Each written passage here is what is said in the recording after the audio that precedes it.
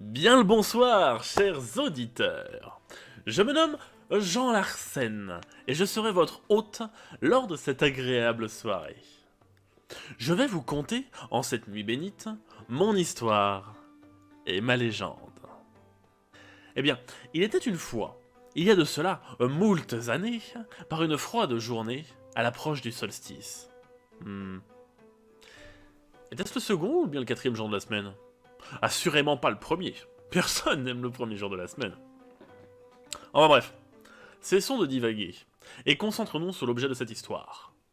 Moi, bien évidemment. La scène de cette merveilleuse pièce qu'est ma vie n'était autre que la splendide cité d'Iridia. Maculée de neige, la moindre parcelle d'eau était couverte d'une épaisse glace bleutée. Je m'amusais par ailleurs en épiant les sans-abri tentant de briser la couche solide dans l'espoir d'obtenir un peu d'eau. Un tel comportement m'a toujours dépassé. Nous ne sommes pourtant pas les animaux. Mais enfin... J'errais donc dans les glaciales rues d'Iridia, toisant de haut tous ces pauvres manants, lorsque je l'ai aperçue. Une perle, scintillante au milieu de la boue. Un ange au milieu des rats. Elle était là, dans le froid, parée de 1001 atours. Tendant une main chaleureuse au pauvre gueux des bas-fonds, je la contemplais silencieusement. Sa chevelure d'or se mariait à merveille avec l'anis de ses yeux. Ses lèvres rebondites pouvaient défaire un empire d'un simple sourire. Sa peau semblait aussi douce que celle d'un nouveau-né et ses formes semblaient dessinées par les déesses elles-mêmes. Cette jeune femme, d'une vingtaine d'années, était tout bonnement un cadeau des dieux. Une bien belle offrande pour le début de mon règne sur cette cité. Tout roi a sa reine, pensais-je alors à l'époque. Et c'est donc, allié de sa prestance et de son charisme naturel, que le loup se jeta sur sa proie. Vous dites peut-être que la troisième personne est trop, hein. Et non, vous en faites pas, je parle pas de votre ami là derrière. Reprenons. Charmeur, je me présentai à elle tel le plus raffiné des nobles. Sire Larsen du comté perdu. Vendeur, n'est-il pas? Totalement pendue à mes lèvres, elle me susurra son nom. Un nom à vous faire frémir. Un nom qui coule tel l'hydromel le plus mielleux au creux de votre gorge. Noélia Vermeil. Fidèle à ma réputation, je mesurai rapidement que je tenais en la paume de ma main la plus jeune des filles du gouverneur d'Iridia. Une princesse pour un roi. D'elle-même, elle tenta de quérir mon assistance dans sa croisade. Le cœur sur la main, elle avait bravé les interdictions de son paternel et quitté sa tour d'ivoire. Dans le seul et unique but d'aider les plus démunis à supporter ce terrible hiver. Moi, bien évidemment, dans un élan d'altruisme et de bonté d'âme, je me suis porté volontaire pour me tenir à ses côtés. Afin d'obtenir mon trône et son cœur, j'allais devoir apporter la joie et le réconfort à tous les cutéreux d'Iridia. Ouais. Moi aussi j'ai encore du mal à croire que j'ai pu faire ça. La magie de la jeune princesse était des plus déroutantes. C'était bien la première fois de ma formidable existence que je voyais une aquamancienne avec la capacité de réchauffer l'eau. Ainsi, faisant fondre la glace, elle était en capacité de la rendre potable. Ça vous embouche un coin, hein? Et c'est alors qu'elle se tourna vers moi, me tendant le verre d'eau. Touché par ce geste, je me désaltérai allègrement avant de recracher cette eau croupie au visage des mendiants. Honnêtement, c'était le pire des verres d'eau qu'on m'ait jamais proposé. Suite à ça, notre petite princesse se retourna vers moi, le visage ridé par l'agacement. Cette jeune effrontée osa me sermonner. Apparemment, le verre était pour la vieille dame, et elle souhaitait que ce soit moi qui lui remette. Moi, donner quelque chose. C'est hors de question qu'on m'appelle le roi des donneurs. Malgré ma réticence évidente, j'ai bravé mes instincts primaires afin de tendre le verre à la vieille pie.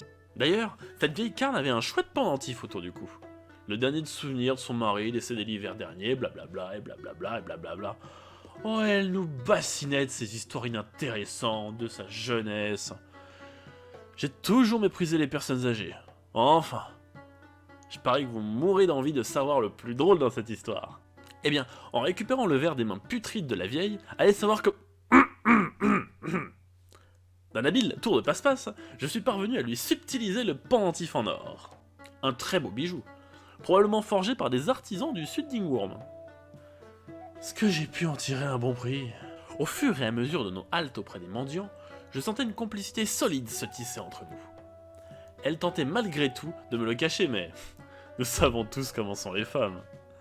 Malheureusement, un élément perturbateur vient me couper dans mon élan. Un rustre, d'une stature imposante, m'effleura délicatement l'épaule, dans le but, nul doute, de me voir choir. Un plaisir que je n'avais nullement envie de lui accorder. Par chance, la princesse avait continué sa route. J'allais pouvoir étaler aux yeux de cet homme toute l'étendue de mon pouvoir. Me jetant sur lui telle une bête sauvage, je glissa je le fis glisser sur une plaque de verglas, et il sombra en contrebas du ponton, passant par-dessus le muret. Les murmures et les racontars des rues assuraient que le pauvre bougre ne fut retrouvé qu'à la fonte des glaces. Après ce fâcheux incident, je hâta le pas afin d'abreuver la princesse de belles paroles. Je constatai avec désarroi qu'une étrange babiole s'était accrochée à mon veston. Pensant d'abord que cet abruti me l'avait abîmé, je découvris une broche ornée en or massif. Elle représentait un insigne bien étrange, qui par son aspect local m'était totalement inconnu. Cette très belle broche en ma possession, je me décidai alors à l'arborer fièrement. Un nouvel argument de taille, si je souhaitais que ma légende soit reconnue de tous. La prochaine étape de notre lassante quête n'était autre qu'un orphelinat putride, un lieu des plus sordides où vivent les pires des miasmes. Tandis que ce doux ange providentiel s'occupait des microbes, je pensais à toutes les façons d'embobiner son paternel.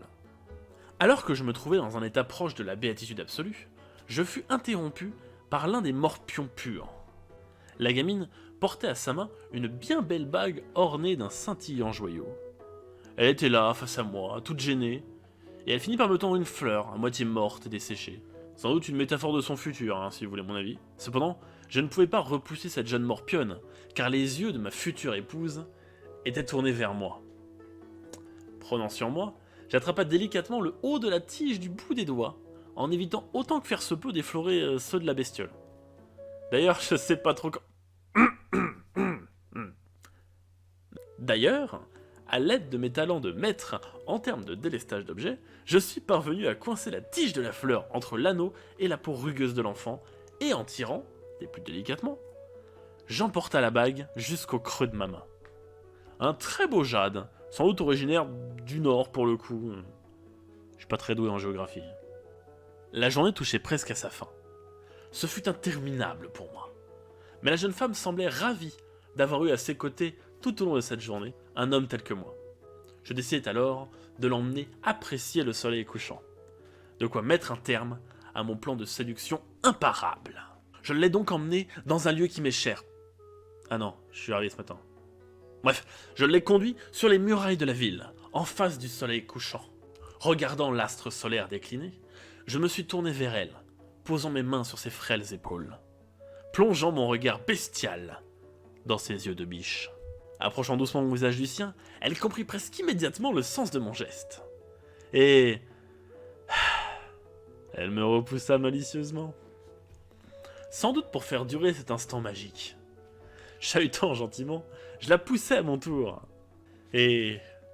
quelle ne fut pas ma stupéfaction de l'avoir trébuchée comme une sotte sur les remparts de la muraille. N'écoutant que mon héroïsme, je tendis une main salvatrice vers elle. Ouvrant les yeux, je tenais son collier dans le creux de ma main. La bougresse avait préféré mourir plutôt que de m'imposer telle sotte comme épouse. Un geste louable, mais inutile. On était seuls après tout, donc bon... Les gardes mirent plus d'une heure à la trouver. La chaussée avait eu le temps de s'imprimer sur son doux visage. Oh, pile poil le temps pour moi de filer. Mais l'histoire ne s'arrête pas véritablement ici. Redescendant parmi les petites gens, on me barra la route. Un homme aux atours richement décorés se tenait face à moi accompagné d'hommes encapuchonnés. Le nom de cet homme est connu aujourd'hui en tant que Louis. Apparemment, ils étaient là pour ma tête. Le crime que j'avais commis était d'avoir défait le chef de la guilde des voleurs en plate. Mais le petit Louis perçut très rapidement mon incroyable potentiel. Surtout quand il vit à mon cou le collier de Noélia Vermeil, le célèbre diamant écarlate. À partir de cet instant, tous s'agenouillèrent devant moi, faisant de moi le roi des voleurs. Vous vous demandez sans doute comment j'ai maintenu mon statut royal. Eh bien, c'est pas mes talents bruts, bien sûr. Dieu lui-même a reconnu ma valeur et m'a octroyé le pouvoir de me soustraire aux yeux des mortels. C'est d'ailleurs pour ça que j'ai pu rentrer chez vous sans aucun souci et que j'ai pu amoureusement vous ligoter. À présent, vous m'excuserez, mais les autres chevaliers de la ville et les coffres auxquels elle donne accès ne vont pas se nettoyer tout seuls. Oh, oh,